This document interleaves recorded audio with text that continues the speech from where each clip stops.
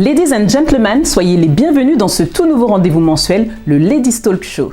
Une émission durant laquelle les femmes vous parlent de business, d'opportunités d'affaires, mais aussi d'amour et de leadership, au féminin bien sûr. Sans plus tarder, place au sommaire. L'année 1977 marquait la décision des Nations Unies d'officialiser une journée qui célébrerait et mettrait à l'honneur le combat des femmes. J'ai nommé la Journée internationale de la femme. C'est donc tout naturellement que nous avons souhaité en ce 8 mars 2021 mettre à l'honneur deux femmes fortes et bien déterminées à continuer d'avancer en dépit des coups que la vie leur a assénés. Nous retrouverons dans un instant Fatimata Koné pour notre rubrique L'Instant Bise. Puis notre seconde invitée du jour, Sandra Léonin, nous fera la gentillesse de partager avec nous son histoire douloureuse mais pleine d'espoir pour d'autres femmes qui passeraient par une histoire similaire. Elle nous racontera dans l'Instant Story comment son ambition a gâché son couple. Jingle. Bonjour Fatih, bienvenue au Ladies Talk Show. Bonjour Anita, bonjour Léa. Bonjour. Nous sommes très heureuses de te recevoir aujourd'hui sur ce plateau. Donc, peux-tu te présenter en quelques mots, s'il te plaît ? Bien sûr, donc moi je suis Fatih Koné, et j'ai 42 ans, je suis maman de 2 ados. Et donc je suis dans la vie de tous les jours, je suis comptable de métier. D'accord, comptable de métier. Intéressant à savoir. On a tous besoin d'un comptable. Effectivement. Notez-le bien. D'accord, donc là aujourd'hui on t'a invité sur ce plateau pour que tu nous parles un petit peu de ton activité complémentaire qui s'avère être particulièrement lucrative pour toi puisqu'elle te permet d'avoir un complément de revenus intéressant. Peux-tu nous en dire un petit peu plus sur ce que tu fais ? Effectivement, donc moi je développe actuellement une activité de marketing de réseau, donc dans l'aloe vera. Et en fait c'est une activité que franchement j'ai développée par hasard en fait. Je recherchais depuis quelque temps des produits naturels en fait pour pouvoir assainir mon mode de vie, avoir un mode de vie un peu plus détaché des produits chimiques. Et donc j'étais à l'affût un peu, je regardais et je voulais aussi perdre du poids, donc je regardais un peu et lorsqu'on m'a présenté cette société, écoutez, la solidité de la société et les labels par rapport aux produits, ça m'a beaucoup séduit et puis je me suis dit pourquoi pas. Et au final, franchement, je suis contente de l'avoir fait. C'était une très belle découverte qui m'a permis de changer beaucoup ma vie au niveau de ma qualité de vie. J'ai réussi à perdre du poids, j'ai perdu 10 kilos. D'accord. Donc, j'ai amélioré beaucoup de choses dans ma vie. Et surtout, je me suis rendu compte que je pouvais gagner de l'argent. Avec cette activité. De par le fait que j'ai maigri. Des personnes ont vu et m'ont demandé et donc du coup je me suis rendu compte, on m'a expliqué que je pouvais aussi vendre ces produits-là à ces personnes-là. On va revenir justement sur ce point-là parce que je dois t'avouer que je fais partie de sceptiques, en fait, de la catégorie des sceptiques face à cette activité de marketing de réseau. Justement, je ne sais pas si tu avais déjà entendu parler d'anciennes marques qui se vendaient de porte à porte à l'époque. Donc vraiment, j'ai toujours fait partie de ces sceptiques-là, mais je dois avouer que à ton contact et de ce que tu me montres et ce que tu me dis et tous les bienfaits que je vois sur toi, ça me fait changer d'avis et me dire que ça peut être vraiment une activité intéressante. Écoute Anita, j'allais te dire que si j'avais entendu tout ce qui se disait sur le marketing de réseau, je pense que je n'aurais pas été vers ces produits-là. C'est quelque chose que je ne connaissais pas du tout et vraiment ce qui m'a fait aller vers ces produits-là, c'était vraiment mon besoin. Donc déjà moi d'améliorer ma qualité de vie, d'aller vers plus de naturel, de perdre du poids. C'est plus ça et c'est une fois que je me suis retrouvée dedans que je me suis rendu compte que c'était du marketing de réseau. D'accord, c'est là que tu as entendu l'appellation. Marketing de réseau, voilà, c'est une fois que je suis rentrée dedans. Mais sinon, effectivement, avec ce qu'on entend, c'est assez... c'est assez négatif ce qu'on entend. Et donc, du coup, ça fait que beaucoup de personnes ont un mouvement de recul, alors que non, il faut découvrir les produits. Vraiment, certaines sociétés ont vraiment d'excellents produits. D'accord. Donc, ça vaut le mérite, ça vaut le coup d'aller voir. Ouais, d'avoir au moins la curiosité, en tout cas, de tester les produits. Tout à fait. Et plus si affinité. On peut avoir des très belles surprises. D'accord. Comme toi qui as perdu, donc tu nous disais. Ah oui, moi j'ai essayé beaucoup de choses dans ma vie, parce que j'ai une tendance en fait à prendre facilement du poids. D'accord. Donc j'ai essayé beaucoup de choses. En termes de régime, depuis que j'ai eu des grossesses, j'essaye. Je prends, je reprends plus que ce que j'ai perdu. Donc du coup, on connaît ça. J'étais un peu désespérée, je vous avoue, et franchement, là je suis très contente. J'arrive à vivre normalement et je ne m'y attends même pas, mais quand je monte sur la balance, j'ai l'agréable surprise exactement. De te rendre compte que il y a des grammes et des kilos en moins. Ouais, exactement. Ah ben dis donc, c'est pas mal ça. Ça fait plaisir. D'accord. Léa, tu as quelque chose à lui demander? Oui, moi j'aimerais savoir pour toutes nos ladies qui nous suivent et qui aimeraient se lancer dans ce business. Toi, tu as commencé avec quel investissement? Alors c'est ça qui me... Voilà, parce que au début aussi, je voulais essayer les produits. Donc du coup, moi j'ai acheté je me suis inscrite avec une participation de 55 €. Donc ça m'a permis d'avoir accès à toute la gamme des produits. Et c'est là que j'ai choisi ce qu'il me fallait. C'est là que j'ai choisi. J'ai pu accéder à des tarifs vraiment préférentiels, à moins 40%, à toute la gamme. Donc j'ai choisi la gamme minceur pour commencer, pour tester déjà, voir ce que ça donnait. Et puis voilà, c'est là que de surprise en surprise, au final, j'ai testé toute la gamme. D'accord. Donc en fait, comme là on est dans la rubrique l'instant bise, donc je vais juste revenir sur ce que tu viens de dire. Donc tu nous dis que tu as commencé avec un investissement de départ de 55 €. Tu as commencé à créer ton activité de revenus et des revenus complémentaires en ayant investi seulement 55 € au départ. Voilà, exactement. C'est assez accessible.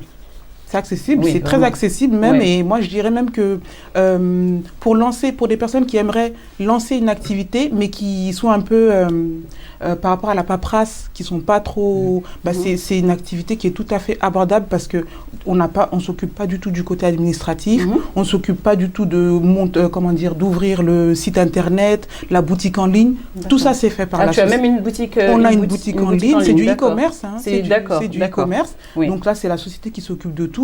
Le statut juridique, c'est la société qui s'occupe de tout. Donc vraiment, ce qu'on nous on a à faire seulement, c'est d'essayer les produits. D'accord. Et d'être en fait l'exemple. Des ambassadrices. C'est ça, d'être les ambassadrices des produits et des bienfaits que ça vous procure. C'est exactement ça. D'accord, oui. Donc un site internet, des revenus complémentaires, une meilleure santé. Voilà, une meilleure qualité de vie vraiment au quotidien.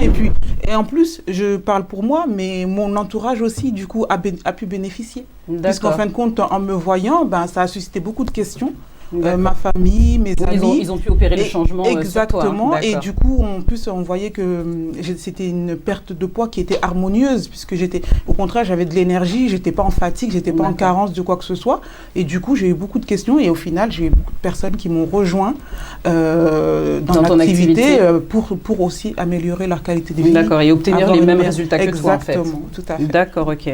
C'est vraiment très intéressant, d'autant plus que l'investissement de départ, comme je disais, 55 €, c'est abordable, c'est vraiment très accessible. Surtout quand on sait qu'en France, on est l'un des pays qui demande vraiment pas mal de choses pour ouvrir une société. Là, avec 55 €, on ne peut pas faire plus bas. Ah oui, c'est difficile. Ouais, c'est difficile. À part si on tombe dans la gratuité, bien entendu. Voilà, exactement. D'accord, donc 55 € d'investissement de départ, je trouve que c'est vraiment très accessible, c'est vraiment très étonnant, et de voir que le métier, en fait, puisque nous on le connaissait de l'époque, oui, donc on peut donc dire que le métier a vraiment évolué, puisque nous on en avait une image d'il y a 20 ans, 25 ans, et c'était vraiment pas la même chose. Donc un site internet qui est mis à ta disposition, toute la paperasse, comme tu le disais, qui est prise en charge. Donc en fait, toi tu as juste à investir tes 55 € et après tester les produits, faire la gamme qui te convient parmi les produits et être ambassadrice. Exactement. Nous, notre métier, c'est de recommander nos produits.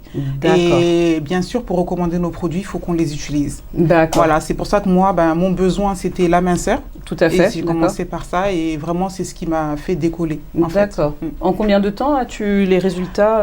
Tu as dû le faire de manière assidue. Je l'ai fait oui, j'ai commencé donc au mois d'août et mi-octobre, j'avais atteint mes 10 kilos. Donc, j'ai fait en 10 semaines, j'ai perdu 10 kilos en 10 semaines. D'accord. Voilà, et donc depuis, je suis dans... Alors, j'ai encore 5 kilos à perdre. Mais là, pour l'instant, je fais une petite stabilisation. Donc, je suis toujours dans ma phase de perte, mais je ne reprends pas. Et c'est ça qui me plaît beaucoup. Je ne reprends pas.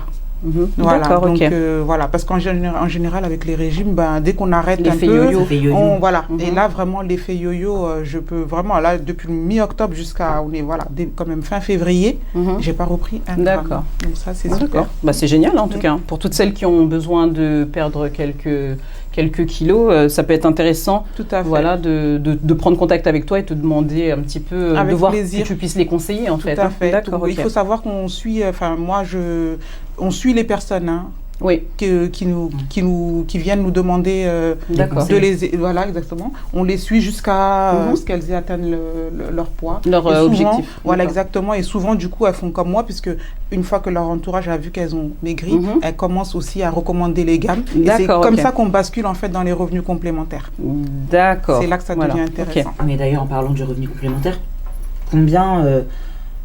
le revenu réaliste, en fait, combien tu touches environ par mois? Écoute, c'est un système de marketing de réseau. C'est-à-dire qu'on a effectivement, on touche une marge de 40% sur les produits qu'on vend. 40%, donc c'est pas négligeable du tout. Mais il faut savoir que vu qu'on affilie système d'affiliation. C'est ça, on affilie des personnes dans nos équipes. Donc, par rapport à ça, on a des systèmes de bonus. Voilà, des parrainages. Exactement. Et donc, par rapport à ça, parfois, au niveau du bonus, moi, depuis que j'ai commencé, j'ai entre 250 et 500 euros tous les mois. D'accord. Juste de bonus en dehors de mes marges. Ça a rien à voir avec les business pyramidaux. Justement, ça n'a rien à voir parce qu'en France, déjà, premièrement, c'est interdit les business pyramidaux. Et deuxièmement, dans tout ce qui est pyramidal, en fait, les personnes qui entrent après toi ne pourront jamais te dépasser. D'accord. Or que là, on a vu de nombreux exemples dans lesquels, moi, je peux très bien faire inscrire une personne. Moi, je peux très bien ne pas développer l'activité et prendre juste des produits pour moi. Mais la personne, si elle veut en faire son business, elle va faire tout ce qu'il faut pour pour s'investir dans cette activité, plus engagée dans l'activité. Tout à fait, d'accord. Dans ce cas-là, tout à fait normal qu'elle ait beaucoup plus de résultats que moi. Bien sûr. Donc bien sûr. Donc par rapport à ça, exactement, comme toute activité. entreprise, on est nos propres patrons.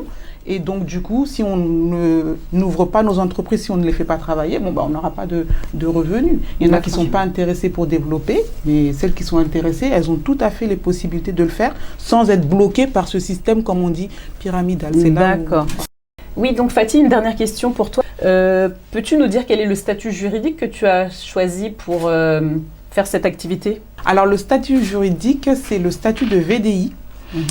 De vendeur-distributeur indépendant. D'accord. Donc, qui est homologué par la Fédération de vente directe en France. D'accord. Et c'est un statut qui a de nombreux avantages. Donc ça, vraiment, j'ai été aussi agréablement surprise.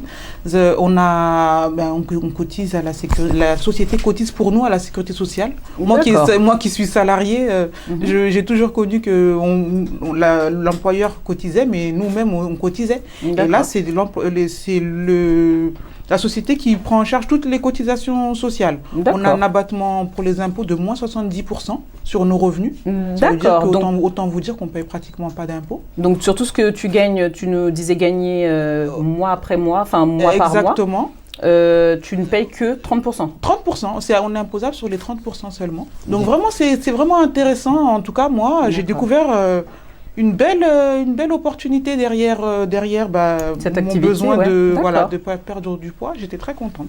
Oui, là, tu as tout gagné, là, toi. Ah oui, moi elle a carrément tout gagné. En plus, je voulais lancer un business depuis un petit moment. Et donc, tu n'avais pas d'idée, tu ne savais pas quoi faire. Savais pas, et surtout, j'avais peur parce que moi, je suis toute seule à élever mes 2 enfants. D'accord. Donc, c'est un peu risqué quand on se lance dans les affaires. Donc, je cherchais quelque chose d'assez sécurisé. C'est pour ça que j'ai vraiment j'ai sauté sur cette occasion-là parce que je me suis dit... Ah oui, d'accord. Ah mais vraiment, juste pour finir, avant que... Voilà, je tiens à préciser que j'étais vraiment une MLM sceptique. Une très grande MLM sceptique et depuis de nombreuses années. Et là, tout ce que je suis en train d'apprendre sur ton activité, ça me fait vraiment changer mon regard sur cette activité de bien-être et cette société en fait. Bah, écoute, ça me fait plaisir ce que tu dis, Anita, non, vraiment, c'est sincère, oui. Parce que tu n'es pas la seule. Comment dire, en entrant dans cette activité, ben, je me suis rendu compte que les gens avaient un regard vraiment dur sur l'activité. Donc je pense que c'est dû à d'autres sociétés qui étaient dans le qui n'étaient pas sérieuses. Tout à fait. Et c'est pour ça que je me fais vraiment une mission de de montrer vraiment la réalité sur ces produits-là et la réalité sur l'activité pour que les gens puissent commencer à changer leur regard. Parce que le regard sur l'activité. Parce que ce qui pouvait être vrai peut-être il y a 20 ans ne l'est plus aujourd'hui. Oui. Et si on garde ce regard-là, on peut passer à côté d'opportunités. Clairement, d'opportunités d'affaires, d'opportunités de revenus complémentaires non négligeables. Tout à fait, tout à fait. Donc vraiment... je suis contente que, grâce à moi, que tu aies pu améliorer ton regard sur l'activité. Oui, non, vraiment. Les ladies, vous nous direz ce que vous en pensez, ce que vous en avez pensé de la présentation de Fatih. Vous nous direz en commentaire si vous aussi vous étiez sceptique sur ce système de vente à distance de VDI, c'est ça? De vente, distribution, de marketing de réseau. Oui, c'est carrément du marketing de réseau, tout simplement. Hein. D'accord, on attend en commentaire que vous nous disiez, que vous nous fassiez part de vos commentaires. Donc vous êtes plutôt dans la team Anita qui était MLM sceptique ou plutôt dans la team Fatih qui est pro MLM. Ou dans celle qui n'y connaissait absolument rien. Ou dans la team Léa. Tout simplement, à vous de choisir et vous nous dites tout ça en commentaire. Laissons place à notre prochaine invitée, Sandra, qui nous partagera son histoire et nous dira comment ses ambitions ont détruit son couple. Bonjour Sandra. Bonjour Léa. Bonjour Sandra, bienvenue. Bonjour Anita. Bienvenue dans l'Instant Story. Merci. Donc j'ai une première question à te poser. Tout simplement, comment vas-tu? Très bien maintenant. Très bien. Très bien maintenant et je pense qu'à l'issue de mon histoire, on comprendra pourquoi je vais aussi bien maintenant. D'accord. Donc tout d'abord, j'avais envie de te poser cette question parce qu'on a souvent tendance à se dire comment vas-tu, mais c'est souvent une phrase qu'on lance comme ça en fait, et les personnes machinalement nous disent oui je vais bien, or qu'il peut y avoir des choses qui sont enfouies, qui sont juste cachées tout simplement. Donc vraiment c'était important pour nous de te poser cette question et de savoir avec le recul maintenant vraiment comment est-ce que tu te sentais. Alors je pense qu'avec le recul justement, je suis dans la phase où je suis bien avancée dans ma réparation parce que justement toute souffrance, à l'issue de ces souffrances, il faut justement se réparer. Tout à fait. Aujourd'hui, j'ai une famille composée de 3 enfants qui sont, Dieu merci, en bonne santé. Moi-même je le suis, j'ai une carrière, j'ai de l'ambition, je continue et du coup je vais bien. D'accord.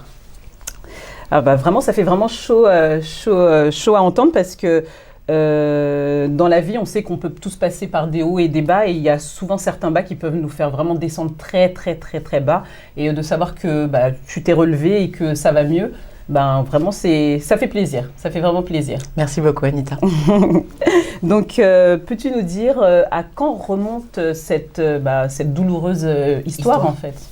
Alors du coup, je vais même peut-être commencer par le début de cette histoire qui n'était pas douloureux finalement. Oui, puisque ça commence toujours bien. Exactement, comme tout à chacun, ça a commencé par une idylle, une histoire d'amour. À cette époque, j'étais aux États-Unis, je suis revenue à Paris. J'avais l'intention de repartir aux États-Unis et puis boum badaboum, je suis tombée amoureuse entre 2 voyages. Et puis tout se passait très bien. Enfin, j'ai envie de dire que les débuts des histoires d'amour, au contraire, c'est là où tout se passe bien. Oui. J'étais à l'étranger, il était à Paris. Néanmoins, pour moi, ça avait consolidé et justement, ça nous avait permis de mieux nous connaître parce qu'on était à distance. Et de renforcer les liens. Exactement, et de renforcer les liens. Donc pendant 1 an, on a vécu cette idylle à distance. Et puis finalement, je suis rentrée à Paris et puis là, j'ai décidé de vivre pleinement cet amour. Du coup, bien présentiel, bien physique. Tout à fait. Donc tout s'est très bien passé les premiers temps. Et puis finalement, après quelques années, eh bien, on a eu un enfant, comme beaucoup de couples finalement. Oui. Et l'évolution naturelle exactement, d'un couple, tout simplement, exactement. avec qui ça se passe bien, et quand on est déjà dans un certain âge, totalement. La suite logique. C'était pour moi, pour moi et pour lui aussi, c'était la suite logique de cette aventure amoureuse. Néanmoins, à côté de ça, j'avais aussi des ambitions professionnelles, des ambitions personnelles aussi, parce qu'on parle souvent des ambitions professionnelles, mais mon ambition personnelle, c'était d'agrandir cette famille, c'était peut-être aussi d'acheter une maison, enfin vraiment toutes les ambitions de la vie qu'on peut avoir justement quand on est en couple. Tout à fait, juste des ambitions qui sont humbles et normales en fait. Exactement. Donc j'ai laissé libre cours, alors pas avec facilité, parce qu'on a toujours les obstacles de la vie, en couple ou célibataire, il y a toujours des obstacles qu'il faut surmonter. Et c'est ce qui nous permet justement d'aller plus loin et de continuer la vie que l'on vit.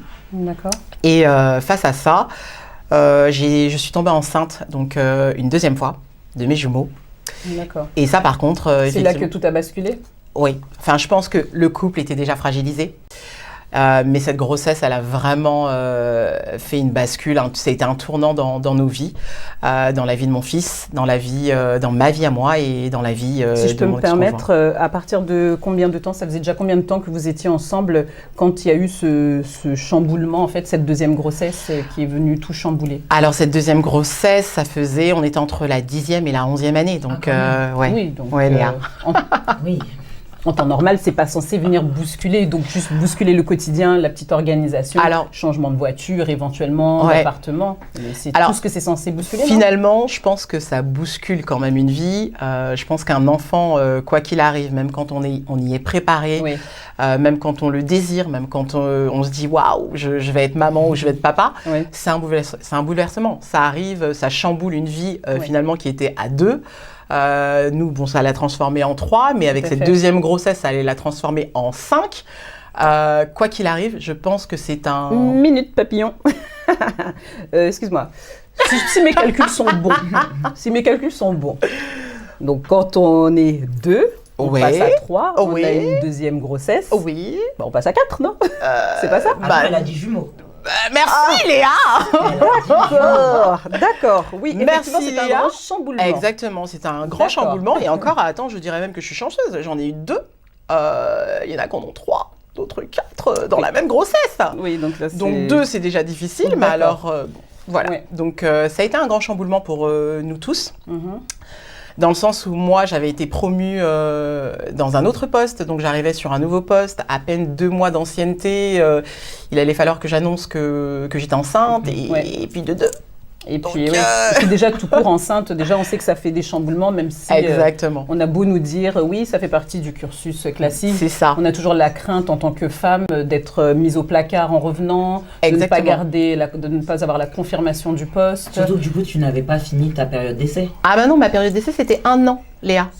Donc je suis arrivée, une période d'essai d'1 an. Donc je suis arrivée au bout de 2 mois, il s'agissait de dire à ma patronne, au fait, je suis enceinte de jumeaux, donc ce sont les 2 et 3e, donc mon congé maternité sera d'autant plus long. Ah oui. Donc, pendant une période d'essai. Pendant une période d'essai. Tu as tout compris, Léa. Elle a dû adorer. Elle a dû adorer. Eh bien, écoute, finalement, je rends hommage à cette femme, puisqu'elle, la première chose qu'elle m'a dit, c'est « Oh, so great! C'est super !» C'est rare, ça. C'est suffisamment rare pour le souligner, oui, je pense. Totalement.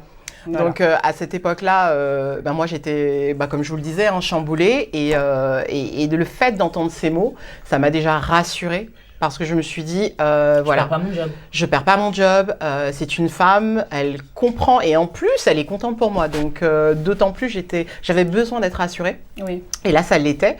Et puis finalement, j'ai posé cette question aussi un peu bête, de dire, mais du coup, je garde ma place quand je reviens. Et elle m'a dit, mais totalement, tu as ta place. Si je t'ai recrutée, c'est parce que j'ai vu des qualités en toi et que cette grossesse ne va pas gommer. Donc voilà. Mais je pense que de toute façon, dans nos parcours professionnels en tant que femme, bien sûr, c'est toujours des questions qu'on se pose. Comment les grossesses, comment les maternités, comment le temps partiel ou autre qu'on va prendre va impacter nos carrières. C'est clair.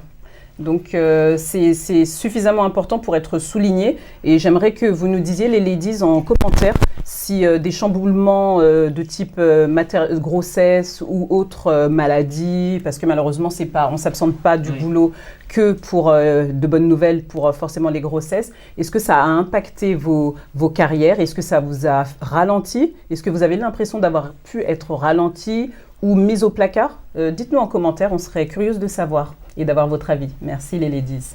Alors pour continuer cette histoire, la deuxième partie de cette histoire, c'est qu'en fait aujourd'hui je peux en parler avec le sourire aux lèvres. Néanmoins, à cette époque, ça m'a fait beaucoup de mal, ça m'a blessée, ça m'a rendu plus faible quelque part aussi. Et ça, c'est quelque chose qu'on n'ose pas toujours admettre.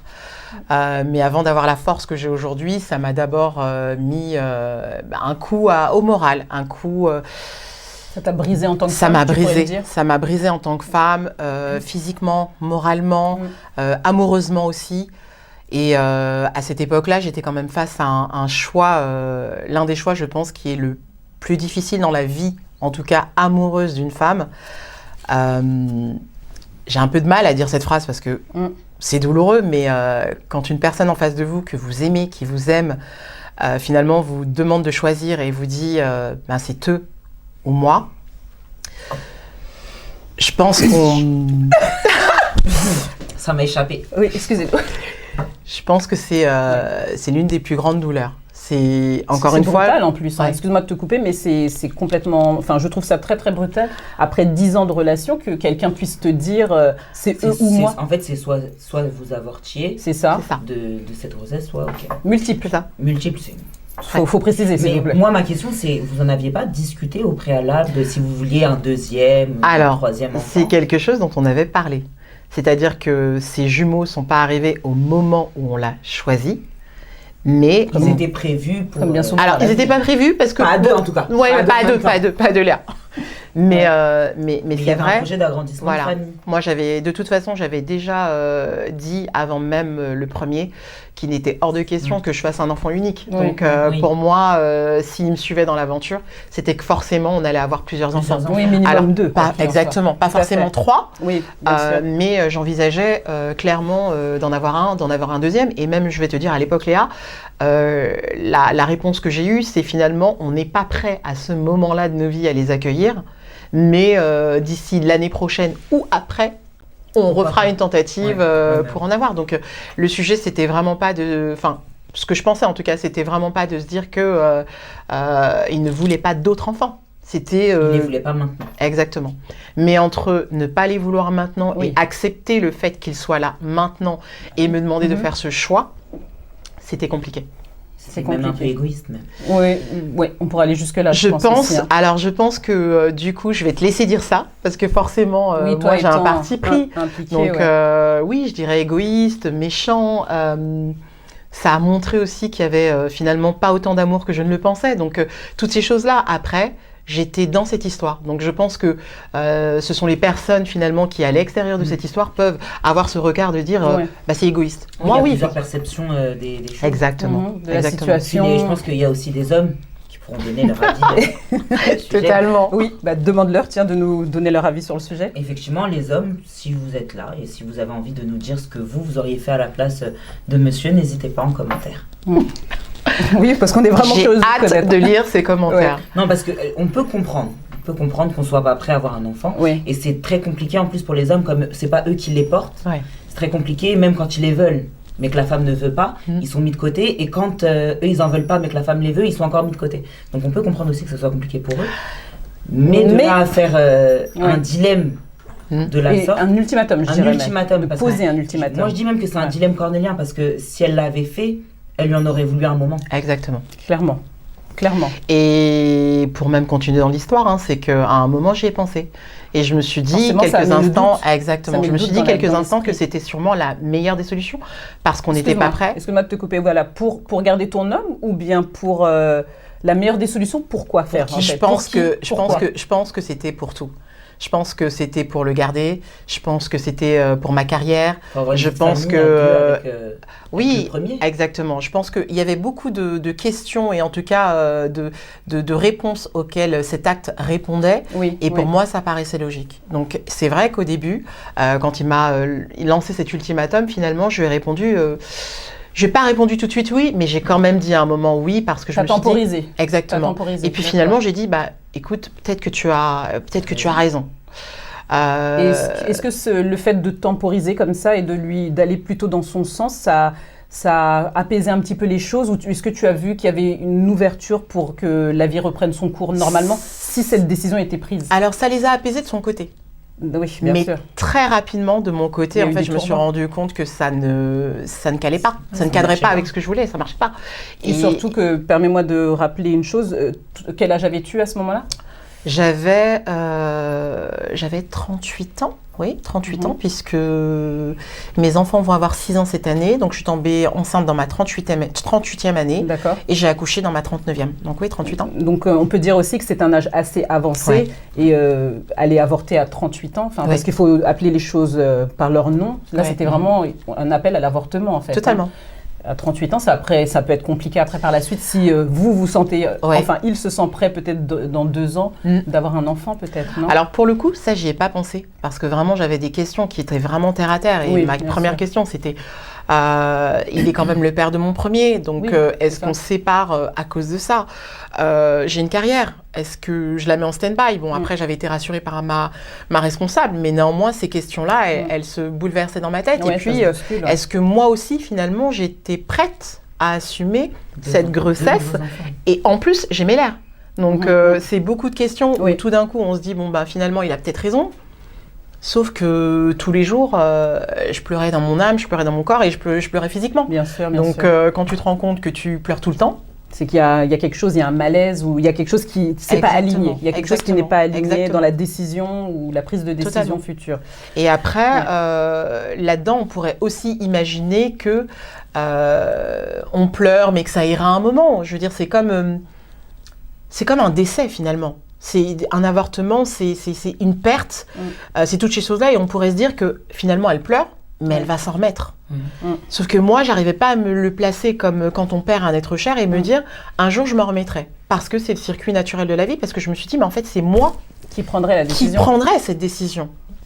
Et du coup à partir de là j'ai pris la décision totalement inverse où j'ai dit écoute puisque c'est un choix que tu me forces à faire, le choix est fait et ce sera eux.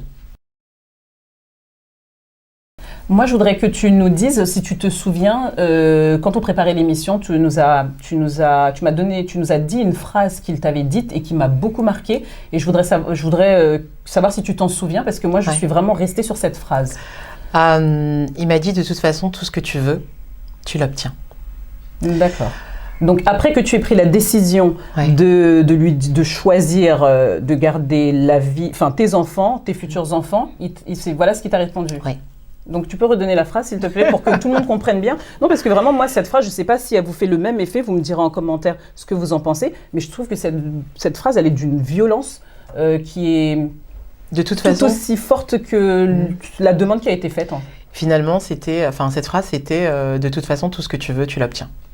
D'accord. Donc après, à travers ces mots, moi je m'y retrouvais pas vraiment puisque ce que je voulais c'était une famille, alors une famille pas forcément solo. Maintenant je pense que lui il a vu d'autres choses, il y a vu que professionnellement ça allait pour moi. Ouais.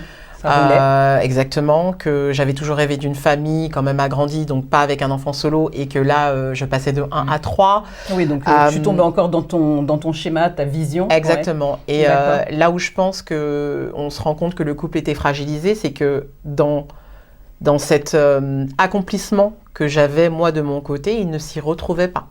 D'accord. Donc je pense qu'au contraire, mes ambitions, tout ce que je réussissais en fait ne servait qu'à lui montrer en fait à quel point lui, il ne réussissait pas et ça n'a pas été mon but. Mon but, c'était de dire que finalement, si l'un réussit, il peut tirer l'autre. Il tire l'autre, forcément. Exactement. Enfin, et que lui, quand il serait tiré, finalement, il serait plus haut et c'est à ce moment-là qu'il me tirerait. Et inversement, et vice-versa. Voilà, voir une complémentarité, il a fait une dualité. Et voilà, une dualité et puis de la concurrence. Moi, j'y vois carrément de la concurrence. Toi, tu avances et moi, j'avance pas. Et... C'est ça. Mais j'ai envie de te dire, chacun doit se battre en fait. Chacun son destin, chacun doit se battre et je sais pas. Alors moi, c'est réussi à deux. Exactement. Moi, c'est vraiment ça. C'est censé être ça justement. Vraiment, comme tu dis, la réussite de l'un, c'est clairement censé être la réussite de l'autre. Je pense que, après, moi, c'est vrai que je suis peut-être mal placée pour en parler parce que mon couple n'a pas réussi, mais clairement, moi, ma vision, c'est que chacun se bat pour ses ambitions, mais au service justement de ce couple, et que ce couple, il doit se retrouver dans la réussite de ses ambitions. Bien sûr. Donc, et après, dans un couple, c'est pareil, il y a des ambitions personnelles, mais il y a aussi des ambitions de couple communes, qui permettent à la famille de s'épanouir, qui permettent aux deux de s'épanouir, et de s'élever socialement, exactement, dans dans une unité. Bien sûr. Et après, il y a aussi l'ambition que j'avais au niveau de mon travail.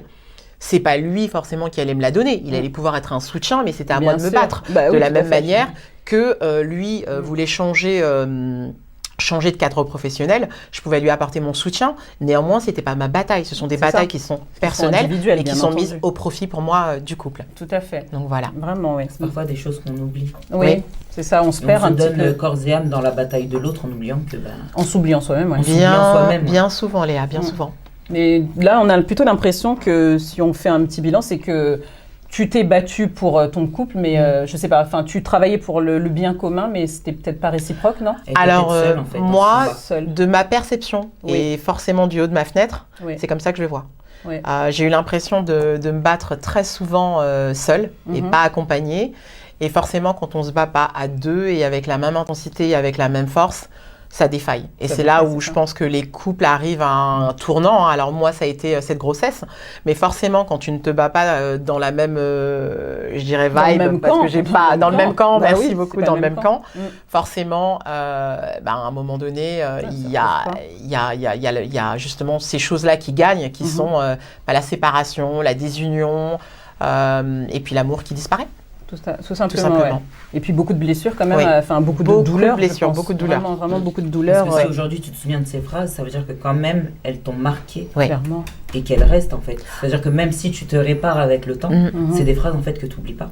Alors je les oublierai jamais, comme je n'oublierai jamais mon expérience. Et en même temps, toutes ces phrases-là, toutes ces choses que j'ai vécues, c'est aussi celles qui font de moi la femme que je suis. Donc aujourd'hui, je suis une femme assumée dans tous mes choix, qu'ils soient professionnels, qu'ils soient familiales, qu'ils soient de tout ordre. En fait, je m'assume pleinement. Et c'est pour ça que je disais au début, quand Anita me demandait comment tu te sens, je me sens bien. En fait, je me sens bien avec moi-même, je me sens bien avec mes enfants, je me sens bien avec les hommes, je me sens bien professionnellement, je me sens bien. Ça veut dire que cette histoire n'a pas de répercussions sur tes nouvelles relations aussi? Alors, elle en a eu. Elle en a eu parce que forcément, tu restes entaché un peu de ça. Et franchement, jusqu'à il y a pas si longtemps que ça, je me disais non mais les hommes, ça sert à rien, les hommes. Enfin, vraiment toutes ces phrases un peu schématiques que tu as sur les féministes 2.0. Exactement. Maintenant, je suis pas une féministe justement 2.0 ni 3.0. J'accepte qu'un homme un jour puisse m'accompagner, mais encore, mais en fait à ce niveau de ma vie, je me dis c'est pas un incontournable. Ça veut dire si cet homme se présente, tant mieux. S'il ne se présente pas, ma vie se portera quand même bien. Parce que je suis déjà bien avec moi-même et que cette histoire m'a permis vraiment de grandir.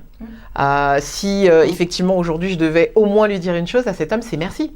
Merci de m'avoir quitté, merci de m'avoir confronté à ses choix parce que ça a contribué aussi à faire la femme que je suis aujourd'hui. Amen. J'ai envie de dire. Je reconnais bien ta touche, Léa. Donc voilà. En tout cas, merci beaucoup pour ce témoignage. Ça doit pas être facile, je pense même 5 ans après, de pouvoir exprimer et revenir sur des choses qui ont été aussi douloureuses et de le dire devant plusieurs personnes comme ça. Donc vraiment merci. De rien. Merci pour cette générosité de partage. Et maintenant, si nous passions à l'instant conseil.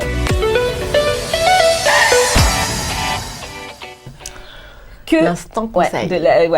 Conseil de la team, qu'est-ce que nous pourrions dire à des ladies qui traversent une situation similaire ou qui ont peut-être été confrontées à quelque chose qui s'en rapprochent, malheureusement, je dirais. Pas à se relever pour l'instant. Voilà, malheureusement, parce que peut-être ont-elles fait un choix différent du tien, en fait. Peut-être ont-elles privilégié leur homme, leur couple.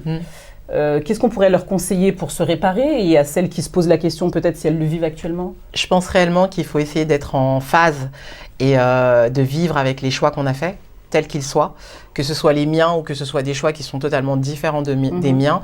Et il faut accepter aussi plusieurs choses. Il faut accepter de souffrir, il faut accepter que ça peut durer, il faut accepter que c'est difficile. Toutes ces choses-là, en fait, où finalement, en tant que femme, on nous demande souvent d'être forte, d'être belle, d'être tout. D'être sensible, d'être à l'écoute, d'être exactement. Donc c'est toute la dualité aussi d'être une femme, et je pense que le meilleur conseil que je puisse donner, c'est vraiment d'accepter. D'accepter, les blessures, c'est exactement, ce sont des étapes. Il y a un cheminement. Exactement. Voilà. Il y a un cheminement. La douleur, c'est dur. Ça peut durer longtemps. C'est un chemin comme un chemin de croix, voilà. Mais à la fin, au bout du tunnel, voilà. Il y a la lumière. Exactement. Moi, c'est 5 ans après, d'autres, ce sera 2 ans après, d'autres, ce sera 6 ou 7 ans après. Mais au bout du chemin, il y a toujours la lumière. Il faut juste tenir. Et puis quand tu vois le sourire de tes enfants, je suppose que... Oh oui. Je suppose que ça aide. Aucun regret. Ouais, ça aide aussi. Voilà, je suis fière et je les aime et ils me le rendent bien. Donc voilà. D'accord. Merci infiniment. De rien. Pour ce partage. Plein de générosité, plein de sincérité.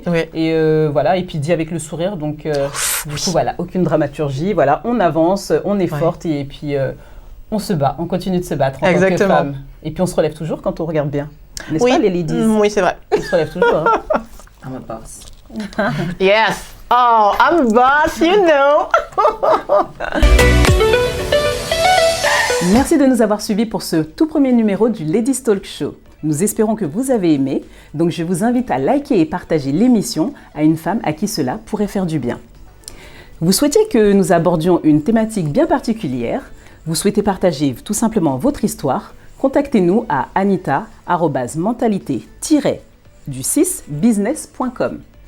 Nous arrivons donc au terme de cette émission. Je tiens à remercier tout particulièrement notre make-up artiste du jour, Annie Sengar, que vous pouvez bien entendu retrouver pour toutes ses prestations sur son compte Instagram du même nom, Annie Sengar. Merci à ma superbe chroniqueuse Léa Wayne et mes super ladies Fatima et Sandra qui ont bien voulu partager avec nous leur histoire. Et pour finir, un grand merci à l'équipe Make It Selfie à la production vidéo que vous pouvez retrouver sur leur page Instagram du même nom, Make It Selfie. Pour toutes vos demandes de prestations audiovisuelles et photographiques, ils répondront présents. Je vous dis donc au mois prochain en espérant que vous avez aimé ce premier numéro. Bye bye! Tchuss!